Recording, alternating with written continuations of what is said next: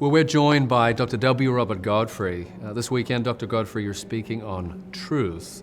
As a church historian, someone that is studied, how did we get to a point in history when it comes to truth that people will believe, and say they believe at least, it's your truth, my truth, and they're not embarrassed to hold a view like that?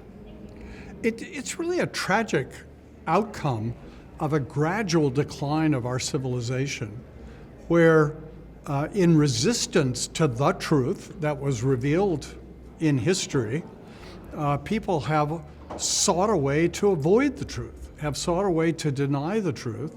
And the most effective way of doing that is to get to this point of talking about your truth, my truth, never the truth.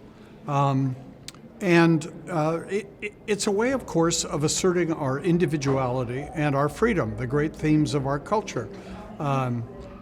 If you have a truth that's really true truth, as Francis Schaeffer would have said, then your truth would impinge on me.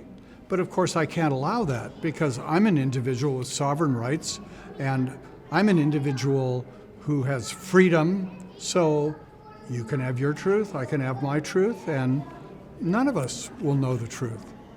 As I was thinking about that first question, I began to wonder, do you think people really believe that there's such a thing as your truth or my truth? Or do they say that because they don't want to offend other people, or perhaps they don't want anyone probing in their own strange, perhaps unusual worldview or beliefs? I think you're right, that for most people, most of the time, it's a way of not being critical of someone else, of letting you think the crazy thing you think, and I can think what I want to think. We avoid confrontation that way. But of course, we also avoid any serious connection or serious communication. You just shrug and say, well, that's your truth. And there's something very isolating about that ultimately, so that we don't have much of a connection. Ultimately, this approach to truth is just a huge failure because it runs into reality. Reality bites, and it fights back, and we experience that and see it all the time.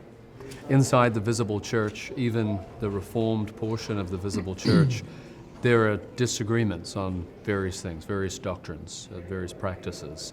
How do we pursue unity in the visible church without making those differences simply, well, it's your truth, this is my truth? Upholding truth while at the same time seeking to preserve unity. Well, the great Protestant approach to that always was turn again to the Bible. It's only the Bible that can unify us, because we believe the Bible is truth. Jesus prayed in his great high priestly prayer, sanctify them in the truth, your word is truth. That's the only real path to healthy unity. We can agree to disagree about certain peripheral issues. We can maybe even find it necessary to separate over some fundamental issues, but we should all agree that the way forward, the way toward unity, even if we don't realize it the way we'd like to, is by turning back to the Bible, studying the Bible together, and trying to let the Bible speak to us its truth, so that your truth and my truth, even though my truth is closer to the truth than your truth, it's only the truth that really matters. And we as Christians have to be committed to that. That's why I love Ligonier, because Ligonier is committed to the truth as we find it in the Scriptures. Now, you and I have seen the rise of this ideology, this thinking, your truth, my truth. But the younger generation, Gen Z, they've grown up in this. And so those that are on college campuses are about to enter college campuses or come onto college campuses this fall, and maybe they went to college last year. They're really in the middle of all of this. And so as a final question, what encouragement would you give to a younger Christian, perhaps entering college for the first time, maybe they're just in high school, they want to stand firm? How do they do that, and do that in a way that honors the Lord and embraces a spirit of speaking the truth in love? They want to be bold, but they want to do it in a godly way. Well, for their own well-being, they need to be part of a church that will encourage them in those truths.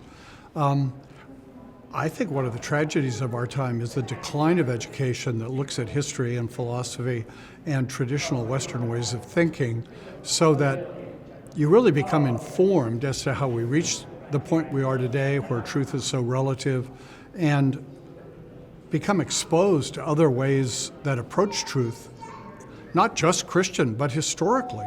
And I think one of the great tragedies of our time is the decline of education. We go to college as a vocational move to get a better job in the future, not to study truth, not to study what people have thought historically and try to evaluate what's true and what's not true. And universities are complicit in this. I would say to young people, don't go to a school that isn't going to teach you history and philosophy, whatever else you're going to study. Well, Dr. Godfrey, grateful for your time, and thankful that you're with us this weekend. Thank you. Great to be here. Great conference.